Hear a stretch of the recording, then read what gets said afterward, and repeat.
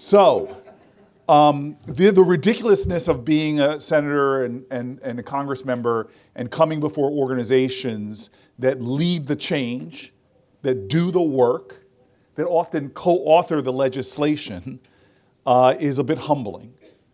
And this is one of those moments where a small group of people are helping to champion a cause that has planetary impact. I grew up in a civil rights context and was inspired by the leaders of my parents' generation who had powerful statements about humanity. Martin Luther King said, "We are all caught in an inescapable network of mutuality, tied in a common garment of destiny, that injustice anywhere is a threat to justice everywhere." But as I got older, I realized that this wasn't a statement, ideals that just are about one country and one people. Injustice anywhere is a threat to justice everywhere, in the same way that infectious disease anywhere is a threat to the justice, the safety, the peace, the health of all people everywhere. Because we all are connected. In this global world, more than ever, we belong to each other. We are responsible for each other. We are invested in each other. And what excites me about this coalition, which got me jazzed to get the heck off the hill and come out here with you all, is the fact that you all are putting two things together that are also true. Genius is equally distributed around the planet Earth. So many geniuses are born in Newark, New Jersey, as is Mumbai. And the power of innovation spawned by genius has global impact as well. I love this combination of understanding that when you do good, it radiates. When you focus on infectious disease, you create over 18,000 jobs. Investing in research in New Jersey have been created through our efforts, and $1.5 billion to our economy. In every single way, the good compounds itself economically, it compounds itself elevating human potential, giving cultivation to genius and possibilities of generation yet unborn. And so this is an exciting, virtuous circle in which we're doing that isn't just about preventing the bad, it's about nurturing the good.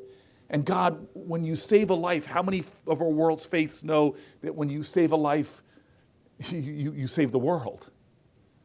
And so I just want to say to everybody here, these are interesting times. I had a head of one of the most important UN agencies in my office yesterday, and there was some despairing going on. There really was. This person is dealing in partnership with me and the Subcommittee on Africa and Global Health. It was despairing about the possibilities, funding cuts going down, priorities shifting globally, and problems mounting, and they were despairing. But I believe that what real hope is the active conviction that despair will never have the last word.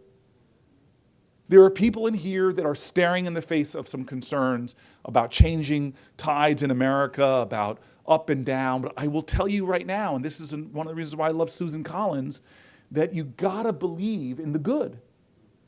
You've got to believe that there are good people everywhere. That's the Mr. Rogers saying. Look for the helpers. Look for the helpers. But this was a statement he said to children, and as an adult I realized we're the helpers. We cannot yield. We cannot stop. We have to be unyielding and indefatigable in knowing that we are going to answer despair with hope. We are going to answer doubt with our faith. We're going to answer darkness with our light. And so I'll end this with a tribute to you all. I said I grew up with children, a child of civil rights parents. And imagine my astonishment when I got to not only meet John Lewis, but he was my colleague. John Lewis, I told him as he was getting older that he inspired this white guy in New Jersey in the 1960s who saw him marching on the Edmund Pettus Bridge, sitting comfortably on his couch, and then saw the horrors of that bloody Sunday and was so shaken by it. This white guy on a couch gets up and says, I gotta go to Alabama. Then he realizes he cannot afford a ticket. And so he sits back down and then he thinks to himself, you know what? In the enormity of the problems of this civil rights crisis, I'm gonna at least do the best I can with what I have where I am. I'm not going to surrender to cynicism or delve into despair. I'm going to be hope. So he does this calculation where he could afford 1 hour a week of pro bono work. That's what I'm going to do more. He got a law firm, and he's put out his own shingle. He was already, tired and working around the clock, but I'm going to do 1 hour a week dedicated. So he calls around and he finds this civil rights group in New Jersey, Fair Housing Council, run by a woman named Lee Porter, young woman. She's now 94. Then she ran the Fair Housing Council of New Jersey. Now she runs the Fair Housing of New Jersey at 94 years old. And they put a sting operation together to help black families move into white neighborhoods with the best public schools. And they got really good at it. They'd send a white couple out to follow the black family. When the black family was turned away, the white couple would come up and find out the house was still for sale. And they would expose the steering. It was a really great operation. He said 5 years later, they got really good at it. And he gets this incredible case file of a black family moving up from the South. They couldn't move into all these nice neighborhoods. They were being turned away time and time again. They set up the sting operation. They went to this house. They fell in love with it, but they were told it was already sold. The white couple was volunteering, found out it was for sale. They put a bid on the house for the black couple. A bid was accepted. Papers were drawn up. And on the day of the closing, the white couple didn't show up. The black couple, the father of the family, showed up with the white lawyer, confronted the real estate agent, who realized he was in the wrong, but he was so angry he was caught, he gets up and punches the lawyer in the face, and then sigs a dog, a Doberman Pinscher, on the black man.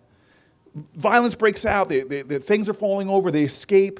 They write letters. They embarrass in the press. The owners of the home are so upset about what's going on. They agree to sell to the black family. The black family moves into this town. The man used to call them the 4 raisins in a tub of sweet vanilla ice cream, but it was the best public schools. And 43 years later, the baby of that family, the little baby that was just 3 months old when they moved in, becomes America's 4th black person ever elected to the United States Senate, me. I am here because one guy did not surrender to the enormity of the world's grief, inspired by John Lewis.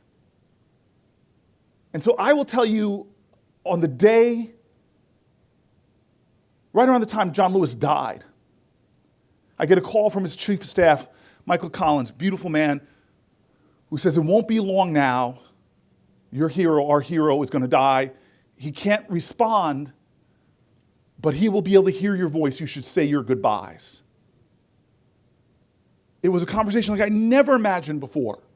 I literally would not be a senator today if he didn't set these dominoes into effect. And I didn't know what to say to him, but that I loved him. This man who was beaten numerous times in the civil rights movement, bus bombed on his freedom rides and him beaten, sit-ins, pulled off stools and beaten, Edmund Pettus Bridge beaten. And all I felt like to say to him at the end, I love you. I will try for the rest of my life to make you proud, to follow in your footsteps. All of us have such a brief moment. And how dare we assume the work we're doing is not going to change the world? We're not called to solve the world's problems, but we are not allowed to abandon them. This coalition has helped immensely to transform despair to hope, darkness into light. And I know there are so many angels in heaven right now that are looking down at you all and feeling this sense of pride that their legacy lives on, their legacy of love lives on in each and every one of us. Thank you.